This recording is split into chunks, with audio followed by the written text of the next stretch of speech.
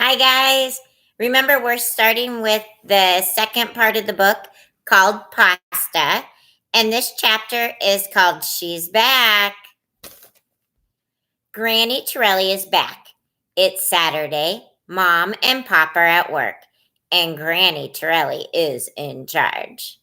We're making pasta, she says as she breezes in the door and sheds her coat. She rubs her hands together.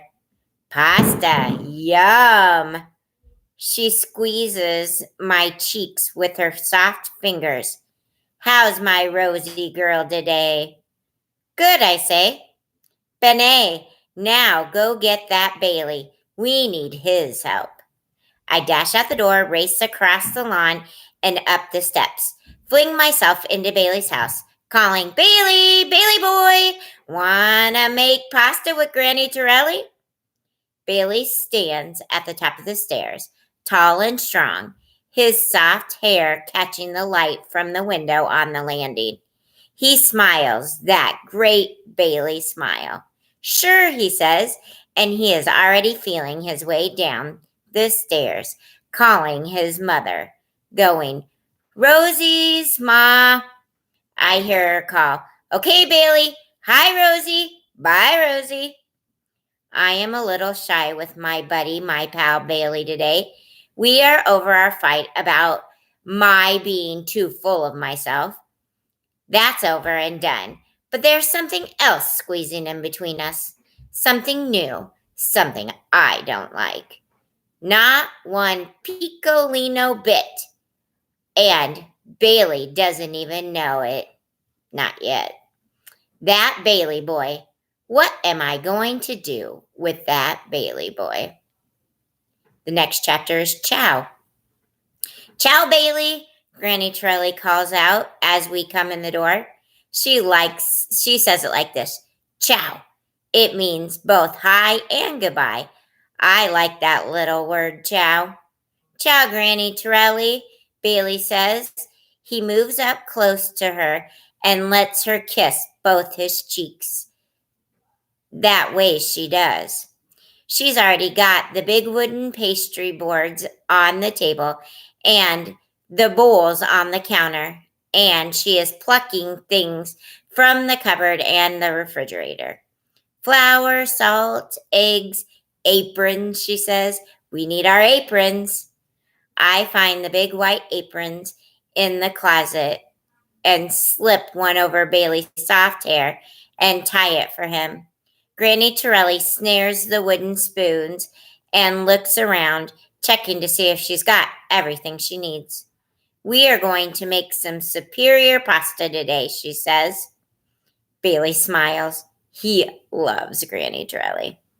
Granny Torrelli pushes a bowl in front of Bailey and takes his hand to show him where the bowl is. Then she hands him the bag of flour. Go ahead, she says. Dump some in. I'll tell you when to stop. Flour dust sifts through the air. You two wash your hands, she commands. We obey. She hands me the salt. 4 pinches, she says. This is how Granny Torrelli measures in pinches. Big pinches or little ones, I ask. Medium, she says. I squeeze out 4 medium pinches of salt, and then I start to reach for the eggs. But Granny Torrelli touches my hand lightly, stopping me. She puts Bailey's hands on the eggs. Then she moves his hands to another empty bowl. Crack them into the bowl, she says to him. That Granny Torrelli. Me, I always want to do things for Bailey because he can't see. Things I think are too hard for him, like cracking the eggs. But Granny Torrelli is showing me that Bailey doesn't need so much help and that I should quit being such a take charge Rosie.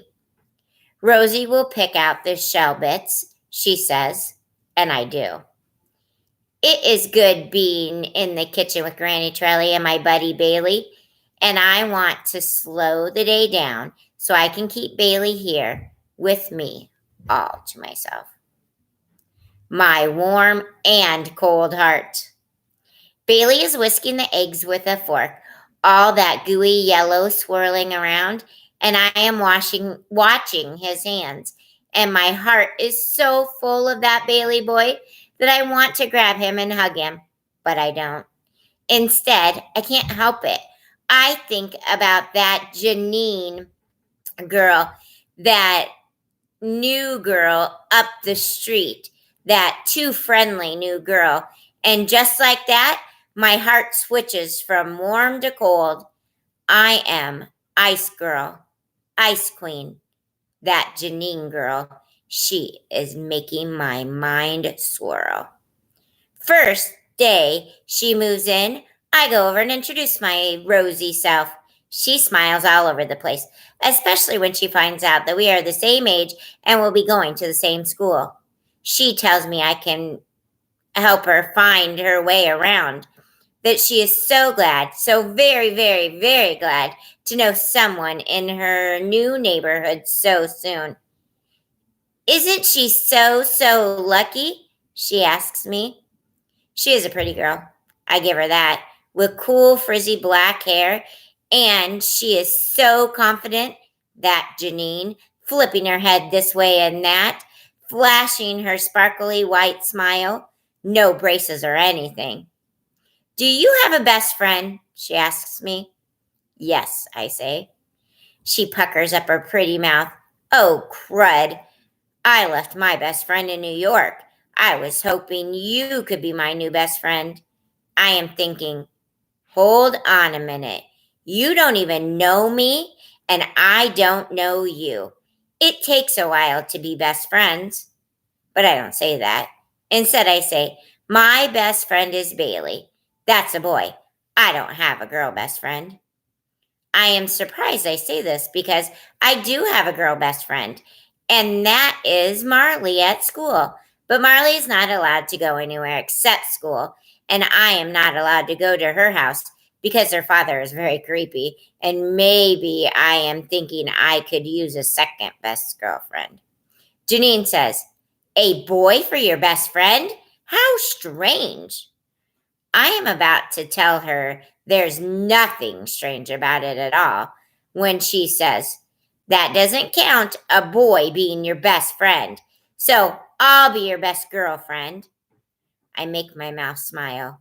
Part of me is suspicious of the Janine girl. I don't want an instant best friend, but part of me is flattered that she must like what she sees of my rosy self to want to be my friend so fast. I am thinking all this as Granny Torrelli makes a well in the flour and pours the gooey yellow egg glop in the middle. She says, okay, the fun part now. You can squish it all together. Take turns. And so Bailey and I take turns squishing the flour and eggs with our hands, and we are laughing and making a mess, and my heart is warm again, just like that. I am an odd, rosy girl. I'm going to stop there. We'll see you soon.